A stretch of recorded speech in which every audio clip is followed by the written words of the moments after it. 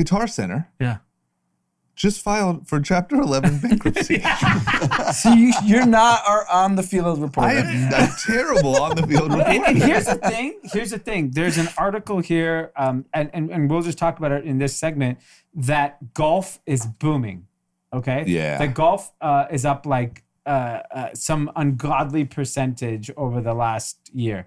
And I've spoken to random Cathys who've told me work at pro shops and run golf courses saying they've never seen revenue like this. Yep. I figured, similar to books, similar to music, that music equipment purchases must be through the fucking roof. Yeah. People are just picking up hobbies. I've always wanted to learn guitar. But think about every person that worked at a studio Yeah. that can't anymore. All these sound engineers, even the people that just have like the basic jobs. In music, they're all having to build these home studios. Yeah, even Eric Deluxe, I was talking to him the other day.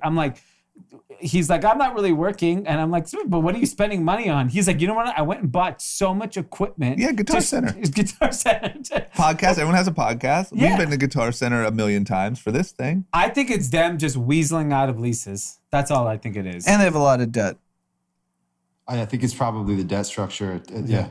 I think you're right, because I would bet you're right that overall, like, music equipment sales are up.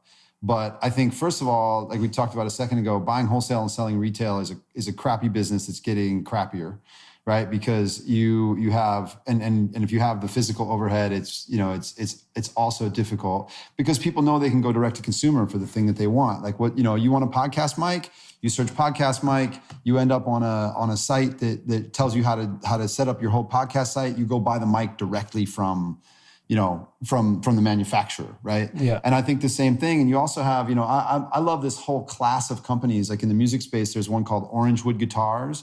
It's an LA-based company. The guitars are incredible. They're also incredibly cheap. But when you think about it, like they're making them in China at the same factories that the top guitars are made at, but they have no wholesale. If you have no wholesale, you are 50% off day one, right? With exactly the same product. So I think there's just disruption on all sides. I think you've got pure players like Musician's Friend and Thomann in Europe. People can buy guitars and keyboards from Amazon. Yep. People can buy direct from consumer. And then I think also on top of that, what you have is like piles of debt and huge stores that are closed. Yeah. Yeah, so they've gone through the private equity whirlwind. Yeah. So it's just debt on debt on they've done debt. that. Yeah. So it's been owned by private equity for years. And then the golf boom, which is interesting to me, is everyone we hear is playing more golf than ever. And then the Masters were this weekend, which is the biggest golf tournament of the year. Yeah. Ratings are down 20%.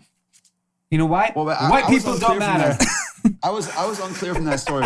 Is it a golf boom or a Bill Murray boom? I was smelling more Bill Murray boom than golf. Bill boom Murray's golf apparel brand is up over 150%.